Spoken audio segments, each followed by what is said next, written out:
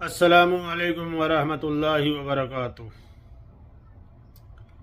آج کے اس ویڈیو میں ہم اس دعا کے بارے میں بات کرنے جا رہے ہیں جو دعا اپنے آپ میں بہت ہی بابرکت ہے اور جس دعا کو خود اللہ کے نبی نے پڑھا ہے، اور یہ دعا قرآن پاک کی آیت کریمہ بھی ہے۔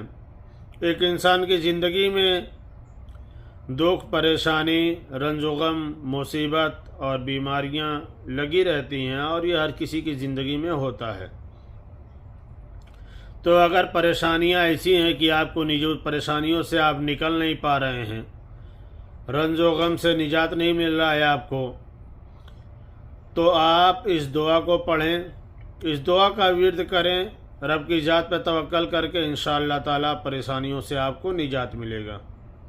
آپ کے زندگی میں مصیبت ہے تو مصیبت سے بھی آپ کو نجات ملے گا، رنج و غم سے بھی آپ کو نجات ملے گا۔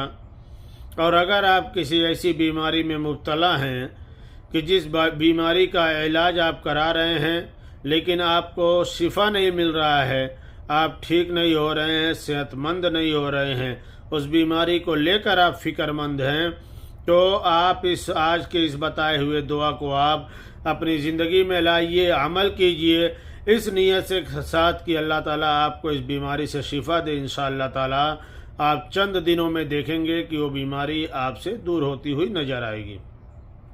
تو آج کی دعا کیا ہے، آپ دعا سماعت کیجئے۔ بسم اللہ الرحمن الرحیم۔ لا الہ الا انت سبحانک انی کنت من الظالمین۔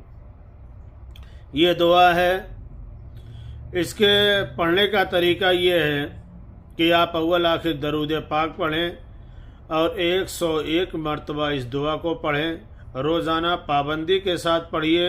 انشاءاللہ تعالی کامیابیاں آپ کی قدم چومیں گی، اور آپ جس بھی پریشانی، مصیبت یا بیماری سے نجات پانے کی نیت سے اس کو پڑھیں گے، وہ پریشانی، وہ بیماری آپ سے دور ہوتی ہوئی نظر آئے گی۔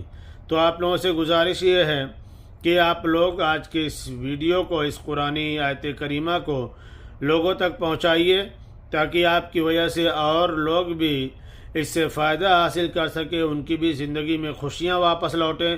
پھر انشاءاللہ تعالی ملتے ہیں کسی دوسرے قرآنی وظیفے کے ساتھ۔